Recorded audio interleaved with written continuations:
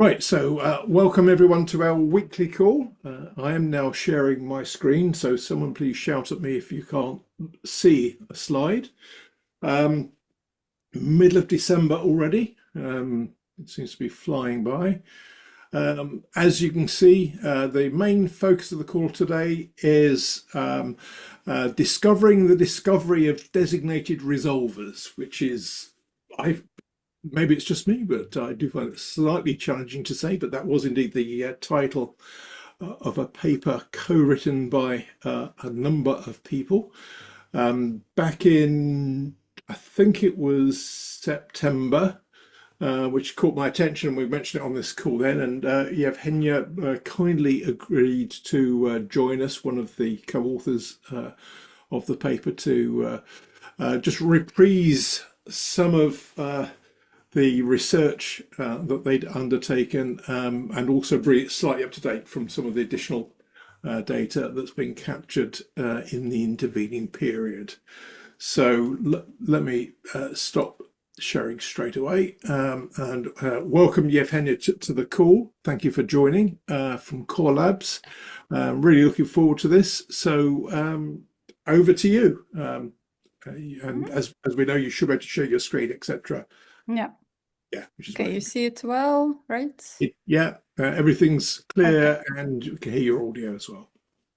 Okay, perfect. Thank you for the introduction. So, yes, the title is indeed a bit difficult, but today I'll be talking about my recent research on the discovery of designated resolvers. So the motivation here is that DNS resolvers increasingly support various encryption protocols, but if all we know is the resolver's IP address, we cannot really tell which protocols it supports. And then even if it does support something like DOH, we may still need extra details such as port numbers, host names, URI templates, before we can actually establish a secure connection.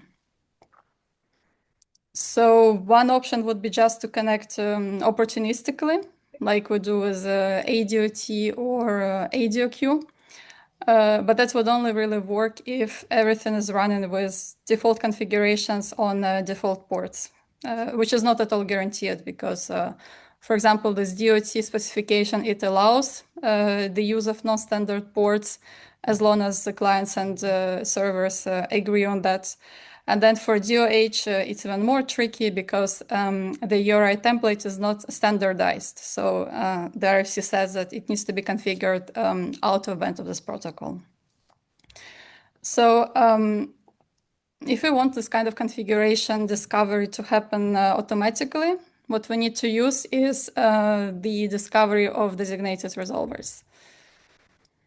So what I'm referring to here is this relatively recent proposed standard that was published 2 years ago. And the idea here is to provide DNS clients with a mechanism to discover encryption configurations of DNS servers. And then the best part is that it all happens within DNS, so there is no need for any sort of manual configuration. So in DDR, which is short for discovery of designated resolvers, we have 2 modes of discovery. So the first one applies to those cases where we have the IP address of the resolver. So in this case, what clients need to do is that they send the SVCB request for a special use domain name, which is _DNS.resolver.arpa. So here we have the example of Google, which returns us 2 SVCB records saying that it supports DOT and DOH. Also, what we see here is that DOT is the preferred transport because it has the higher SVCB priority. So here is another example of Cloudflare, which has slightly more service parameter keys in its SVCB records. So in addition to what we've seen here, we have port numbers, which are in this case still the default port numbers for those protocols, but those could have been alternative ports as well. And then we have IP address hints, which are the IP addresses of this alternative endpoints that clients may use to establish the connection. So the entries inside those SVCB records are called designated resolvers, and the resolver that publishes those records is called a designating resolver, and that's where the names come from. So, of course, when we receive such records, we need to somehow validate them. So for verified discovery, the TLS certificate of the designated resolver must contain the IP address of the designating resolver. So looking at those previous examples, the TLS certificate of Google's DNS must include the IP address 8888. So, but then the RFC also says that if the designated and designating resolver share the same IP, then clients may choose to use the designated resolver without the certificate check. And then we also have the opportunistic discovery mode, which usually applies to those cases when the resolver's IP is a private or local address. Okay. And then the second mode of discovery is uses resolver names. So this applies in those cases when we know the name of the DNS resolver, of the encrypted DNS resolver, but we want to learn more about its capabilities, like all the protocols that it supports.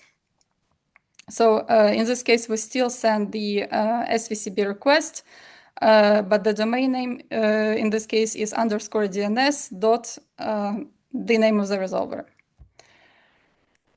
And the difference from the IP-based discovery is that this domain name should be available in global DNS, which means that if we send this _DNS.dns.google query to Cloudflare or to Code9, we still get the very same response, the response for Google DNS. Okay. So I did a couple of measurements to check whether DDR is deployed in the wild and to what extent. So measuring this kind of things is relatively easy because all we need to have is some list of open resolvers in IPv4 and in IPv6. And then what we do is that we send SVCB requests for _DNS.resolver.arpa. Of course, it would be great to also measure closed resolvers, but that's a little bit more complicated. For example, RIPE Atlas does not support queries for SVCB records yet, so I could not use that platform. And I've been running this measurement since December 2023, tracking DDR adoption across 3 different dimensions. So first, I was tracking the number of DDR resolvers, which are open resolvers that return DDR records. Then I was tracking the number of all the DDR records returned and the number of unique DDR records returned. And overall, it looks pretty stable because we consistently see around like 300K open DDR resolvers, and the trends do not really change over time. However, this small number of unique records suggests that most resolvers, they only designate a handful of encrypted endpoints. And this becomes even more apparent if we'll check the target name field of those SVCB records, because it looks like around 75% of resolvers designate DNS.Google endpoint. And the problem here is that the TLS certificate of Google DNS does not contain all those hundreds of thousands of open resolvers worldwide. So what we're likely seeing here are widespread insecure delegations. So we can take a closer look at the latest count from this month. So this month I found 226K IPv4 DDR resolvers, and almost 7,000 IPv6 DDR resolvers. So the first thing I did was to filter out all the intentional deployments, which are those cases where either the certificate contained the IP address of the designating resolver, or when the designating and designated resolvers share to the same IP address. So this is the results I obtained. If we do the check only based on TLS certificate, there are 36 IPv4 DDR resolvers and 26 IPv6 DDR resolvers that were verifiable. And then also, if we count those cases where the IP address does not change, then the numbers go up a little bit. So what it means here is that hundreds of thousands of designated resolvers of designations are effectively insecure. But the important question is whether those configurations were put intentionally by some network administrators, or were actually seeing DNS forwarders in action. And the reason I'm bringing up forwarders is because the RFC has this whole subsection under deployment consideration on cache and forwarders. And the document warns that DNS forwarders should not forward requests for resolver.arpa upstream, because in this case, it's very likely that the designations they receive will be unverifiable. Okay, so it looks like this basically. So what our scanner does is that it sends a DNS request to some open resolver. The open resolver behind the scenes relays this request to, let's say, Google DNS, and then it sends a response from Google DNS back to us. So from the scanner's point of view, it may look like it's the open resolver that generated those responses, while in fact it simply forwarded what it received upstream. And this is also a real-world example where I would send the DDR request to some open resolver, and what I would see in response are the DDR records of Cloudflare, and even the NSID of Cloudflare was also present in the response. So like the first idea I had was just to examine NSIDs, but it's not always possible because, for example, Google DNS does not return NSID for those resolver.arpa queries. So I needed to find some different way to identify forwarding. So this is once again a relatively easy measurement to implement, which we do completely independently from DDR. And the idea here is that to identify forwarders, what we need to do is to set up a custom domain name with a name server like foo.com. And then to each open resolver, we send a request for a unique subdomain of our domain name. And then what we can do is that we can see the incoming requests on our name server, and we can actually see the source IP addresses of those who contact us. So in this case, if the open resolver's IP is the same as what we see on our name server, then it's not it's a non-forwarder, and otherwise it's a forwarder. And so having applied this methodology, it turns out that actually the great majority of DDR resolvers are forwarders.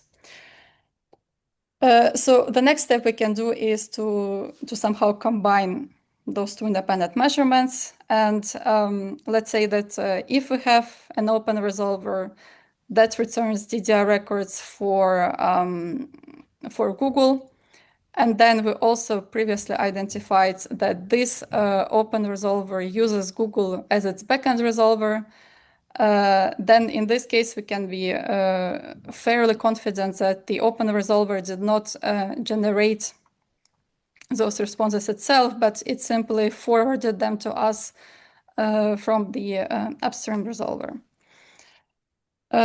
So this process still involves a bit of manual work because I had to match the names of backend resolver organizations to big public resolver providers. So I only did this analysis for the top 3 public resolvers I see in my data set, but still it covers the great majority of cases. Okay, so this is how the updated results look like. So we clearly observe forwarding to big public DNS providers rather than intentional DDR deployments.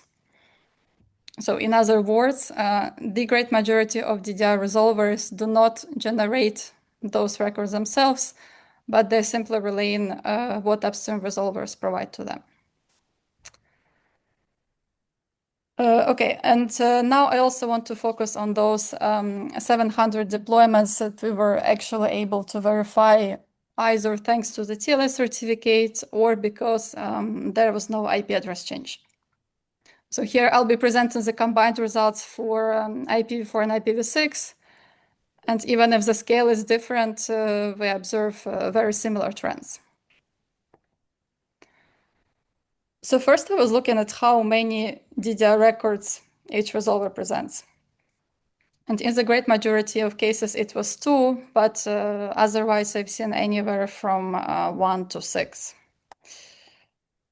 And those 6 records are coming from OpenDNS, which is also a very interesting case for how they use SVCV priorities. So here, OpenDNS indicates that DOT is preferred over DOH, but then clients can choose between one of the 2 DOT endpoints they provide because it has the very same priority value. So the clients can choose between dns.opendns.com to connect over DOT, or they can choose dns.umbrella.com. Then looking at the advertised transports, DOH, HTTP2, and DOQ appear to be more widely deployed than anything else. However, the important note here is that so DOQ was not supported by major public resolvers like Cloudflare, Quad9, OpenDNS, or Quad9. So what we're seeing here are mostly individual DOQ deployments rather than support from bigger operators. But then there was one operator that actually supports pretty much everything. And this example is AdGuard, which returns 3 DDR records covering like all the encryption protocols. And here we see that the highest priority is assigned to DOH, and it supports versions anywhere from 1 to 3. Then the second priority is given to DOT, and the third priority to DOQ. So once again, we see that the port numbers were explicitly advertised inside the CCB records, but otherwise those are default ports for these protocols. And speaking of ports, I found as many as 82 different values, which really show the added value of DDR, because the great majority of those are not default ports, and they would not have been discoverable otherwise without some sort of manual configuration. Okay, so the port 53 was never advertised, which is good news because the DOT and DOQ specifications, they explicitly forbid the use of port 53. But then otherwise, the most commonly seen ports were the 2 well-known ports, like 853 and 443. And then also the third port, it used to be an experimental DOQ port up until draft version 8, I think. But still, we can see it's in use. And I'd like to highlight an interesting DDR misconfiguration that was found at Cloudflare last year. So as we know, the main endpoint of Cloudflare DNS is 1111, and this is the unfiltered endpoint. But Cloudflare also provides a service for families which runs on a different IP address and which blocks malware and adult content. So it was reported by one user that when they requested the DDR records for this protective DNS endpoint, in fact, they received the designations to the unfiltered 1111. So, so if you operate multiple DNS services with different levels of filtering, the DDR records should reflect that, because otherwise the end clients that implement DDR, they may be redirected to an encrypted but unfiltered endpoint, or the other way around. And finally, I'd like to briefly mention a couple of RFCs and drafts that are relevant to DDR. So the DDR relies on SVCB resource records, which were introduced around the same time in this RFC 9460. So if you want to learn more about priorities, target names, IP hints, and many other aspects of this resource record, you should definitely check this RFC. So SVCB records are, they provide information about how to reach any sort of alternative endpoint for service. So this next RFC 9461, it builds on this by clarifying how SVCB records can be used to represent alternative DNS endpoints. So, for example, this RFC introduces the DOH pass service parameter key, which, as we have seen previously, is used to publish the URI templates for DOH. So far we talked about DDR, but there is also DNR, which stands for the discovery of network designated resolvers. And the idea here is that DNS clients can discover local encrypted DNS resolvers using DHCP or IPv6 neighbor discovery protocols. So the DDR RFC actually says that in case of conflict, the DNR designations must be preferred because this mechanism is considered to be more reliable. And finally, there is this active internet draft for encrypted DNS server redirection. And the idea here is that this document defines how encrypted DNS server can redirect a client to another encrypted DNS server, for example, for geolocation. And unlike DDR, here it's assumed that the client's connection to the first resolver is already encrypted before any redirection happens. And that's all for me. Thank you. Andrew, we don't hear you.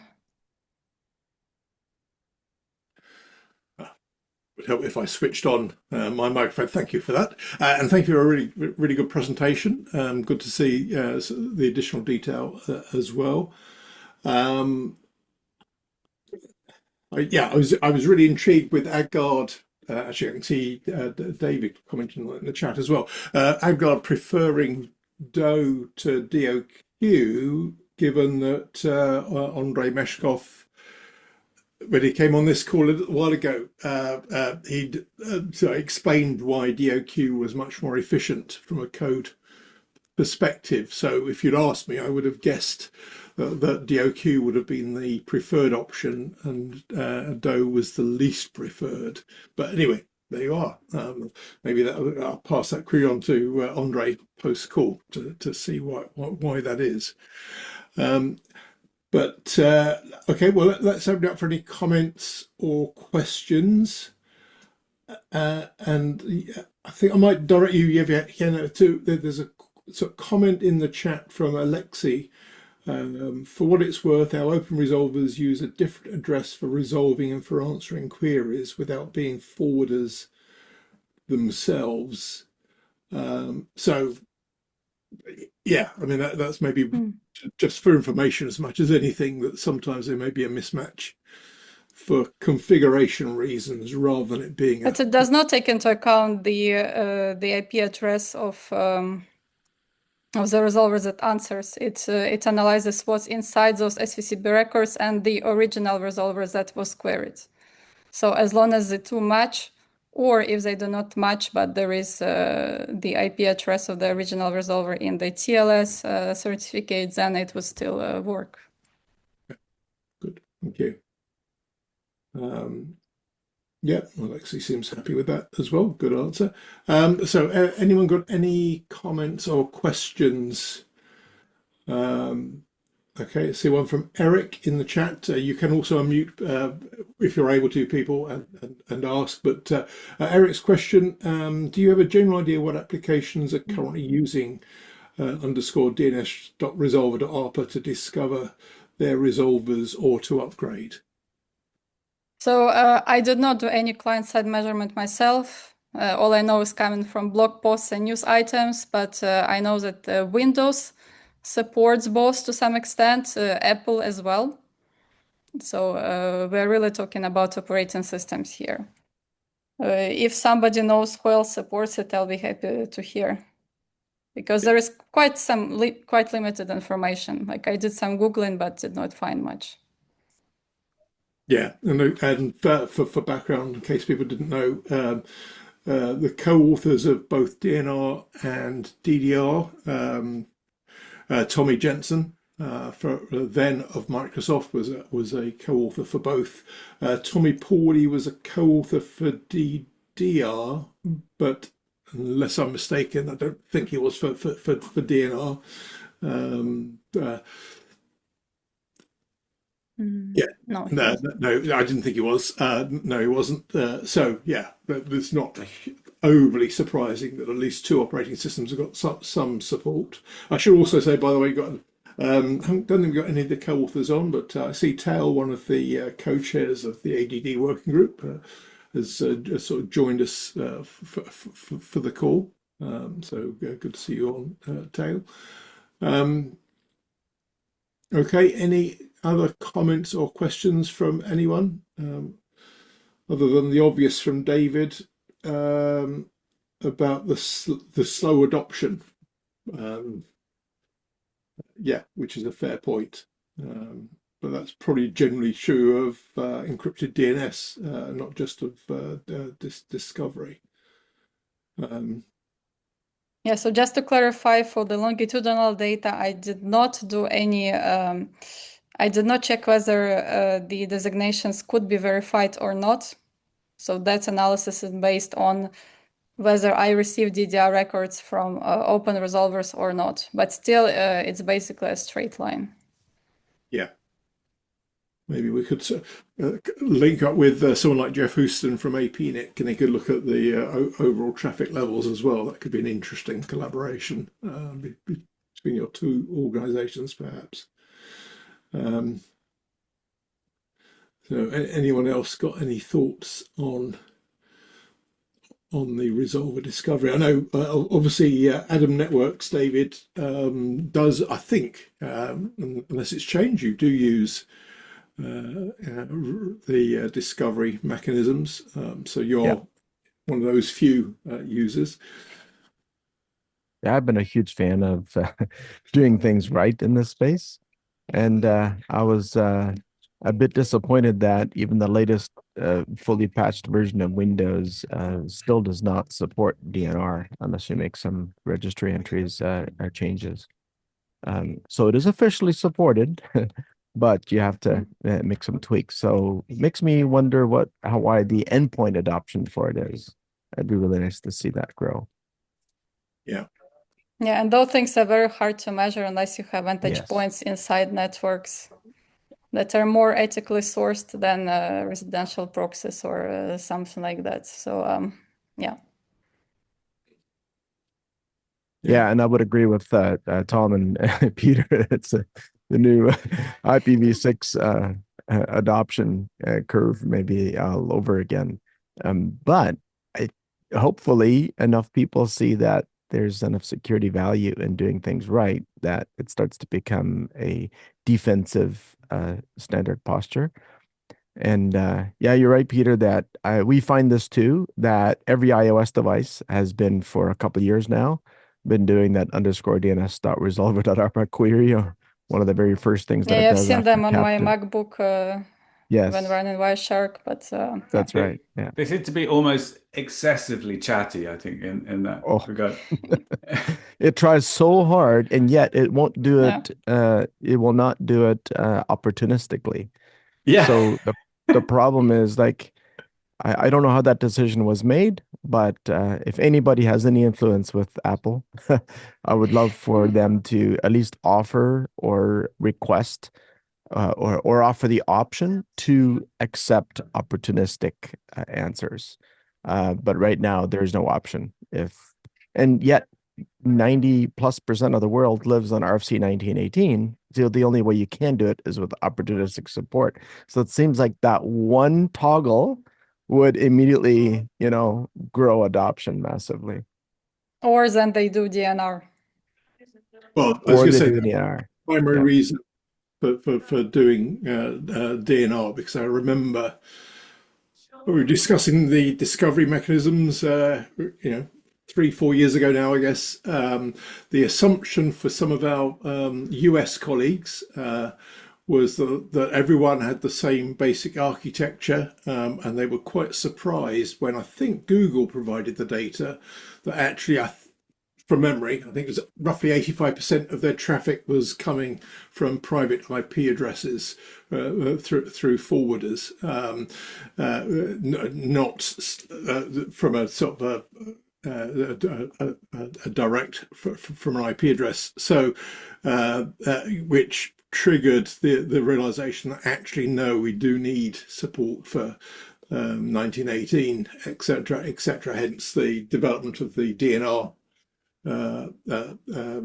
standard as well, alongside DDR. And pleasingly, as Yevheniya said, the sort of the recognition, probably not the right word, to defer to DNR if there's evidence that both are possible.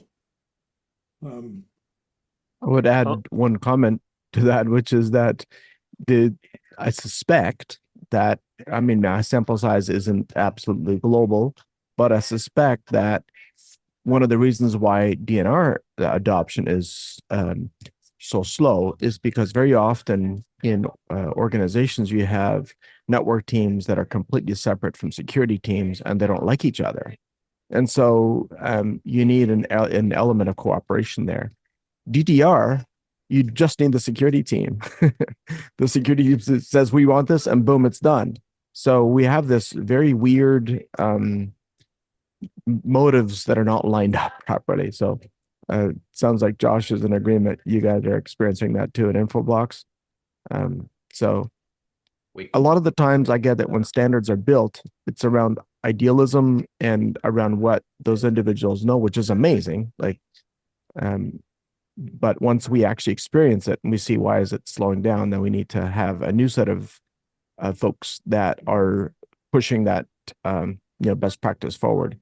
And one more time, I'll say, please help us get opportunistic discovery adopted by people like Microsoft and Apple, and the adoption curve will rapidly grow. Perhaps when Tommy Jensen is done with having people adopt IPv6, probably next year, let's say, I don't know, he can use his boundless energy and unlimited enthusiasm to get people on this bandwagon as well. Yes, and one That's funny. maybe our illustrious ADD chairs would be open to the idea of a BCP perhaps coming out of the ADD working group. I was going to say a discussion for the next ITF meeting, but possibly not the next one, maybe the one after, in Vienna. Might be the thing. But for that, let's see, Tal's not. I can't tempt Tal to unmute and comment on that. But yeah, that maybe that would be the thing. A BCP on that, with perhaps at least a question to the mic, maybe David, at the the ADD working group about the opportunistic support. Yeah, Andrew, now that I've been to two, I feel like I finally have figured out what my voice is, and so that's a good call. I'll participate in that. Okay, any other comments or questions for Yevheniya? And as I say, you can just unmute and talk unless you're somewhere where you can't. Doesn't like anyone's rushing to the mic or for any further chatting. Well, a question from me, Yevheniya, maybe just to finish with then. Are you happy to forward your slides to me for sharing post-call? Is that Of okay? course. Yeah, fantastic. Brilliant. Okay, all right. Well, we'll do that then with a link to the recording as well after the call. Right. Well, on that note, then, so thank you for the presentation. That was really useful. Good to see some actual hard data. Lovely though it is to hear people's opinions. Having hard data to underpin them is always, I think, beneficial, and potentially should, as we were just discussing, maybe lead to some further discussions in the ITF on the back of that to see if we can move things forward a little. So thanks again, Yevheniya, and your co-authors for putting in the efforts to do the work over the last several months. That's very much appreciated. Thank you. Okay, right. Well, let me now move on. Just to give you a quick update on some of the recent sort of things that have been going on in the world of DNS. So I'll just reshare my screen. Okay.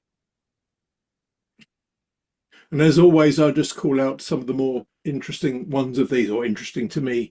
So in the order, and these are from the weekly sort of headlines, which if you haven't got those and wish to, just let me know and I'll add you to the mailing list.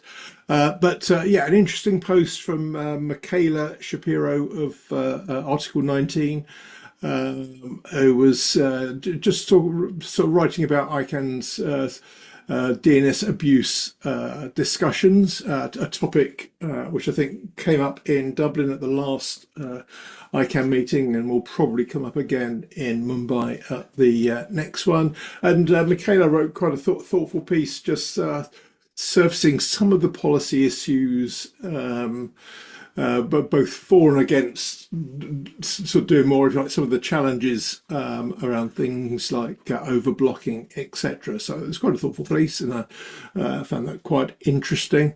And coincidentally, also last week there was an update from the sort of German district courts where they'd been requiring an unnamed network operator or operators to, quote, monitor and record domestic DNS DNS requests to a specific server. And the German federal courts intervened to halt or at least pause that order. Yeah. I think the original material on this, unsurprisingly, is all in German, so I can't give you a huge amount more than that. But there's a little bit more in the in the post that you can link to. I thought it was interesting, maybe just coincidental, that given that a couple of years ago, Quad 9 were in one of the German regional courts rather than district courts. As a defendant against Sony Music. So I don't, this obviously wasn't against Quad 9. It specifically mentioned a network operator, and it was one of the very large German network operators, even though they weren't named. Although the piece did say that neither Deutsche Telekom nor I think it was Vodafone would acknowledge that it was them, in case you were wondering. But anyway, yeah, if you're interested in the use of the DNS to block access to copyright infringing sites, etc., or other sites, then you may find that right up of interest. As I say, I'm not going to go through all of these, but just the ones that I sort of marked for particular interest. The next one of which you'll see top of the screen, APNIC put a post up linking to the WSIS plus 20 review. So as a reminder, it's 20 years after the sort of WSIS sort of came out of the UN, and that included things like the establishing the Internet Governance Forum and various other things. So it's 20 years past that, and so far each the 10-year and then the 20-year anniversary, there's been a mandatory review, and there's a sort of draft document out which APNIC commented on, and in fact the discussions are expected to conclude at the UN this week, with a final outcome. And from a couple of briefings I was sat in on last week, it's looking positive that it could end up with a permanent mandate for the IGF going forward, although it's not obvious whether that would include a sort of a permanent arrangement for funding, but at least a permanent mandate.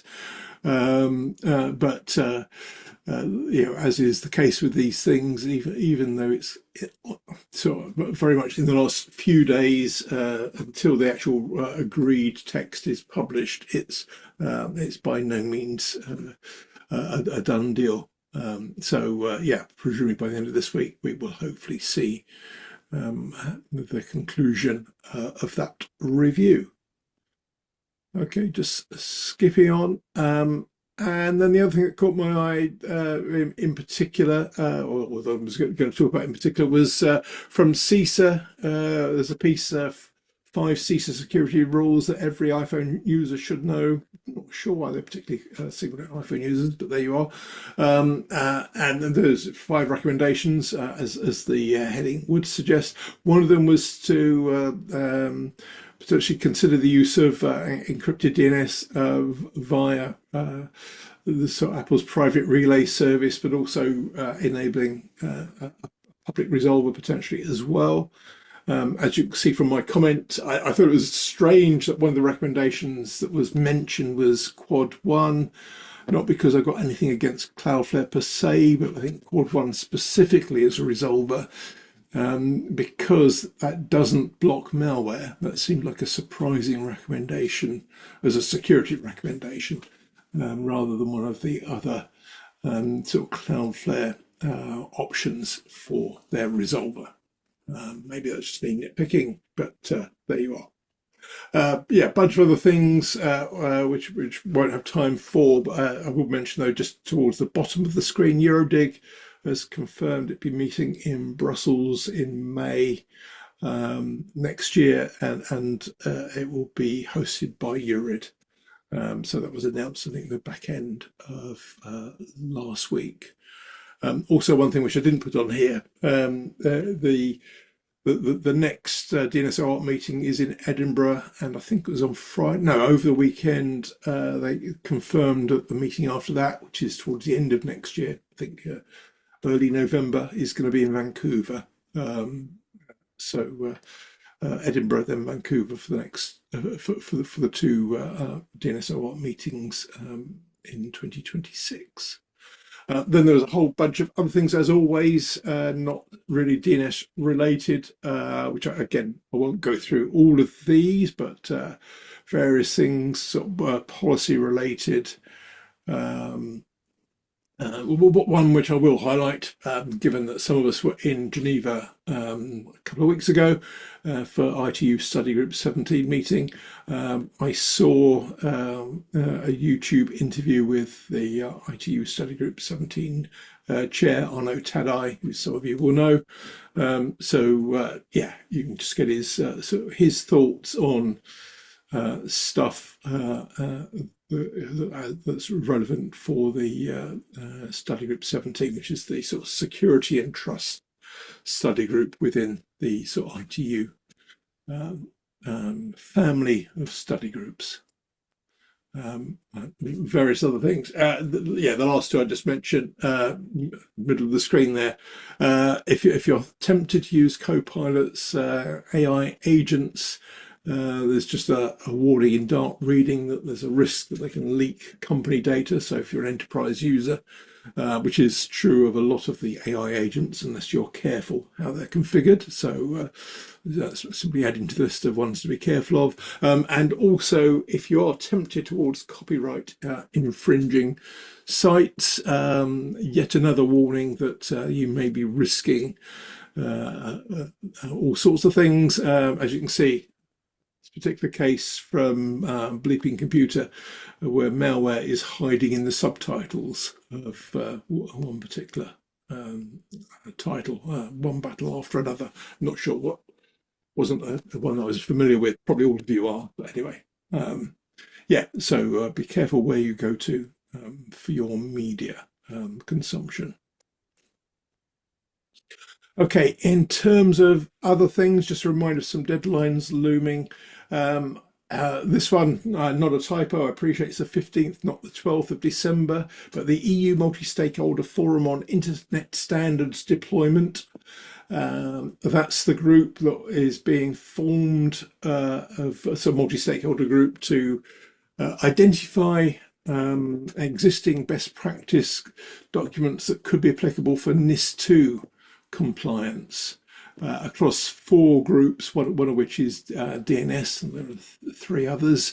The initial deadline for applicants to be part of that multi-stakeholder forum was the 12th of December, but that's not a hard or it's not a definitive deadline per se. It's simply that the first meeting is due to take place towards the end of January, and the Commission said that they would have processed any applications received by the 12th of December in time so that people could attend that first meeting.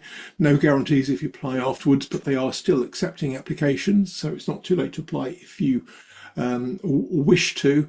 And although they have a preference for people that work in entities based within the EU, it's only a preference. It's not an absolute requirement. So if you're not based in the EU, or you work for an entity that doesn't have a sort of base in the EU, you can still apply if you're interested. That came out of a Commission meeting on Thursday, where they gave some clarification about that. So I thought I'd mention that in case you were interested.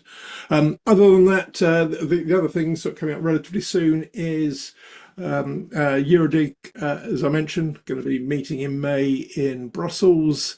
Their initial call for issues, the deadline is 31st of December, after which they start to do some analysis and group stuff together to help to form up the agenda. So if you've got any burning issues you want to propose, then put them forward over the next couple of weeks, and then potentially they'll go into the mix for consideration. Other than that, other deadlines, including things like super early registration for ITF meetings, etc. So bear those in mind if you wish to get the best rates, and others obviously going forward later into the year. And also conference-wise, I'm not aware of anything else in December or indeed January. So if you know of any things certainly in January that you think are worth highlighting, let me know. But otherwise, the next thing I'm aware of is NANOG is meeting in San Francisco at the start of February, and then things go back to the sort of the normal rhythm of a sort of regular flow of relevant events. As you can see, that's just for the first half of the year, things I'm aware of. In case you're wondering, by the way, things in bold I'm probably going to attend. So if you're planning to go to any of those, let me know, and we can always meet up in person for a change.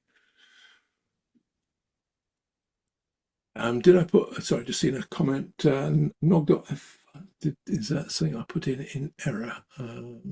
No, it won't be in Montreal. I'm sure it won't. Apologies. The one very bottom of the screen, I know it's tentatively in, I think you suggested, Alexi, 16th June, but definitely not Montreal. I have no idea where that came from. I probably copied the one above and then edited it, but clearly not fully. So Yeah, I think when I looked at the website at the weekend, the date still hadn't been finalised, but probably June. But don't go to Canada, lovely though that is, a nice place to go to Montreal, but instead head to Tampere, also a nice place, but the opposite direction for most of us than Montreal. I'll fix that. Good spot, thank you. Anyway, yes, so plenty of things happening through the first half of next year. And then bring us complete update this call this time next week. Peter is going to be sharing some of his tales from block list maintenance, which will be fun. I think reprising your presentation, Peter, from Limassol, from the Yes. AdGuard thing, but we're updated. From the ad filtering dev summit in Cyprus, which was a lot of fun. And it's just going to be me. It's sharing some correspondence that I have received over the years of running my little block list. And it's I'm trying to be funny. So please, people laugh. And I would appreciate that. Thank you. Laugh with you, not at you, hopefully. Yes. That's the idea anyway. And Yes. remember to dress Christmassy. I'm not going to do that. I'm sorry. I'm not one for the bad Christmas jumpers. Unless someone forces me to, it'll be black t-shirt or similar. I think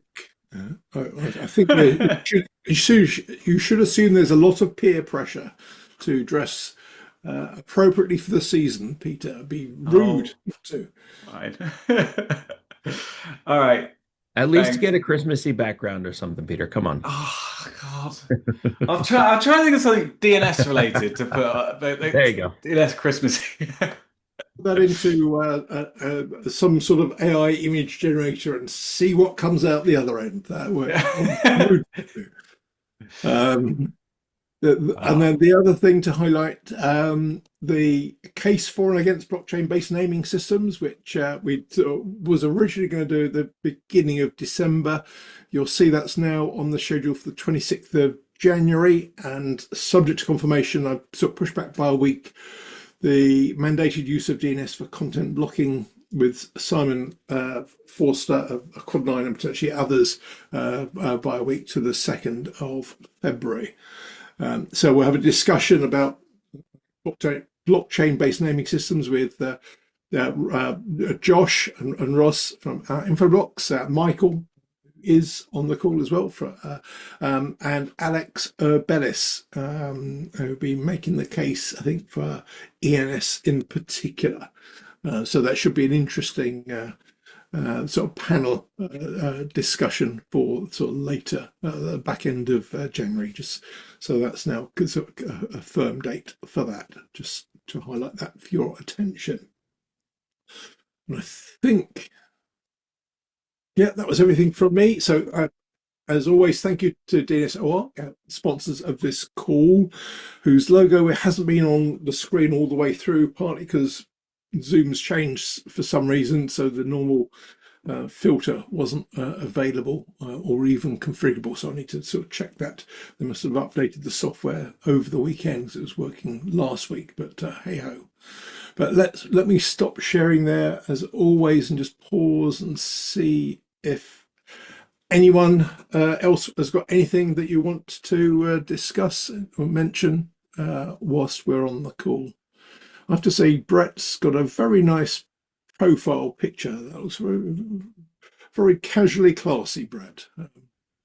I was going to point out as well. I thought he was looking very professional. That was generated by Gemini. Yep, as Jim is suggesting, AI enhanced question. Yeah, absolutely. Amazing. Right, we will all head over to Gemini to do the same post call. It looks very, very dapper. Other than being rude about people's little profile pictures, anything else anyone wants to mention whilst we're on the call?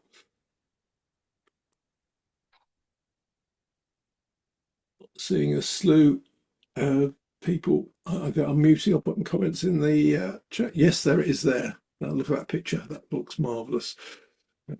It's front and centre on my screen anyway. Brilliant.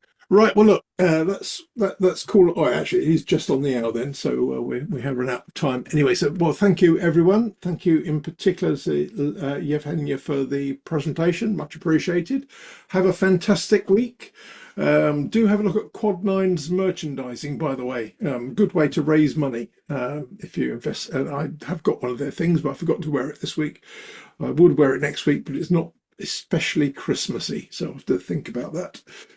Anyway, yeah, have a great week, everyone. Speak to you same time next week on Monday. See you all then. Bye all.